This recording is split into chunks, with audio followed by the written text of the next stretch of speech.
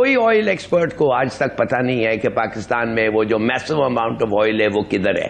भारत ने पेंटागन से कह दिया है भैया ये तो क्वाड वाड जो है ना इसको अब समेटो, अब इस क्वाड का हमें कोई यूज नहीं है। 77-78 साल हो गए, 1952 से पाकिस्तान में कोई गैस, कोई oil in quantities that are exploitable, जो हम इस्तेमाल कर सकते हैं, वो तो मिला ही नहीं है। पता नहीं ट्रम्प साहब को किधर से पता चल गया। जिस तरह का बिहेवियर तुम्हारा ये प्रेसिडेंट कर रहा है, तो जब तक ये प्रेसिडेंट है तब तक ये क्वाड को डाल दो ठंडे बस्ते में। रूस की सीधी पेशकश के बाद भारत के हाथों में रूस, भारत और चीन यानी RIC की कमान आ सकती है। इंडिया जो है आने वाले वक्त का जो है सुपर पावर भी बन सकता है, ठीक है, क्योंकि जो जिस तेजी के साथ वो बढ़ रहे हैं, दैट इज इंडिया और रशिया जो है अपना फाइनेंशियल सिस्टम जो है वो अलाइन कर रहा है, जिसमें बैंकिंग कार्ड्स और जो बैंकिंग ट्रांजैक्शंस हैं, फाइनेंशियल ट्रांजैक्शन, उनको और स्मूथ बनाया जा सकेगा between India and Russia. Now India will issue tourist visas to China after 5 years. Bharat ने कहा कि हम तो एक पैसा इन्वेस्ट करने वाले नहीं हैं। भारत कुछ भी इन्वेस्ट अमेरिका में नहीं करेगा। और दूसरी ट्रम्प को सबसे बड़ी जलन ये है कि आज भी इंडिया रशिया के साथ ट्रेड कर रहा है, उनसे ऑयल ले रहे हैं, उनके साथ जो है लॉजिस्टिक्स एग्रीमेंट साइन करता हुआ दिखाई दे रहा है, और ट्रम्प सिर्फ वावेला और शोर मचाने के अलावा कुछ भी नहीं कर सकता। नमस्ते दोस्तों, जय हिंद। हिंदुस्तान स्पेशल में आपका स्वागत है। दोस्तों, अमेरिकी राष्ट्रपति डोनाल्ड ट्रंप जब सत्ता में आए, वो भारत को अपना दोस्त बताकर अब उसकी पीठ में ही छुरा घोंप रहे हैं।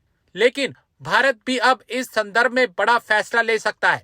बड़ी खबर निकलकर सामने आ रही है कि भारत क्वाड को लात मार सकता है। दूसरी तरफ एस जयशंकर हाल ही में चीन के दौरे पर थे। उस दौरान ही चीन ने एक प्रस्ताव दिया। भारत ने उससे इनकार तो नहीं किया, मगर जयशंकर की एक बात से अमेरिका परेशान दिख रहा है। भारत के पास ट्रंप के टैरिफ का एक और तोड़ भी है। बस भारत को एक बार हाँ करना है और अमेरिका की हेकड़ी निकल जाएगी। दरअसल जयशंकर के दौरे के वक्त शंघाई सहयोग संगठन की बैठक में चीन ने रूस भारत चीन मंच को फिर से शुरू करने का प्रस्ताव दिया था। तब जयशंकर ने इस पर कुछ वादा तो नहीं किया, मगर उन्होंने ये जरूर कहा कि देखते हैं, बातचीत से ये तय होगा। दरअसल अमेरिका तो चीन के खिलाफ भारत के 7 क्वाड देशों को मजबूत संगठन बनाना चाहता है। लेकिन जैसे ट्रंप भारत के खिलाफ अपनी बयानबाजी कर रहे हैं, इससे लगता है कि अब ये क्वाड खत्म होने वाला है। ट्रंप बाबू वापस यू टर्न मार रहे हैं, लेकिन अब क्वाड वाले कह रहे हैं कि अब हम क्या करें। और साथ में मैटर कॉम्प्लिकेट और भी हो गया है, क्योंकि ताइवान का डिप्टी फॉरेन मिनिस्टर कह रहा है कि भाई रशिया तो अब हमको ताइवान को इन्वेड करने वाला है, हमारे ऊपर आक्रमण करने वाला है। मजे की बात यह है कि अब भारत ने सूचना दी है, ऐसा मेरे सूत्र बता रहे हैं कि भारत ने पेंटागन से कह दिया है भैया ये तो क्वाड वाड जो है ना इसको अब समेटो, अब इस क्वाड का हमें कोई यूज नहीं है। जिस तरह का बिहेवियर तुम्हारा ये प्रेसिडेंट कर रहा है, तो जब तक ये प्रेसिडेंट है तब तक ये क्वाड को डाल दो ठंडे बस्ते में। अच्छा, भारत ने कहा क्वाड को डाल दो ठंडे बस्ते में, उधर दूसरी तरफ ये आपको पता है कि कुछ भी बोलता है।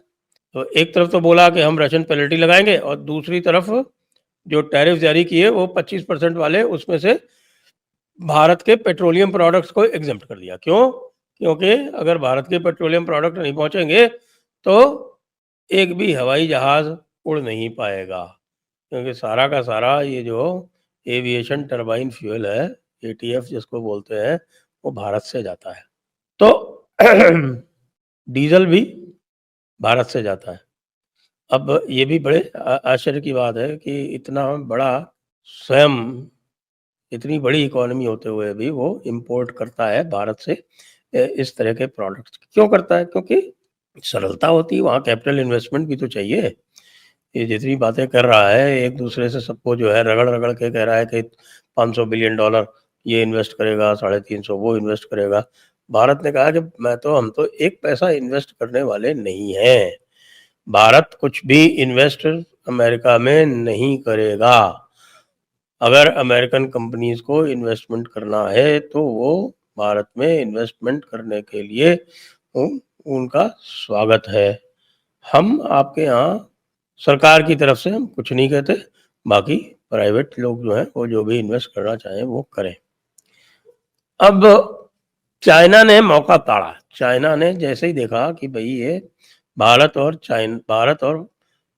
यूएस का तो एक तरह से ट्रंप ने भारत और यूएस के रिलेशनशिप का तो बाजा बजा इंडिया और दिया। रशिया जो है अपना फाइनेंशियल सिस्टम जो है वो अलाइन कर रहा है, जिसमें बैंकिंग कार्ड्स और जो बैंकिंग ट्रांजैक्शंस हैं, फाइनेंशियल ट्रांजैक्शन, उनको और स्मूथ बनाया जा सकेगा बिटवीन इंडिया एंड रशिया।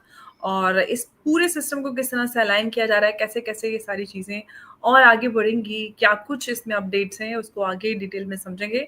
और इस पर बात करने के लिए हमारे साथ मौजूद हैं उमेश जी। उमेश जी, बहुत स्वागत है आपका। जय हिंद, नमस्कार। जय सिया राम अंबर जी।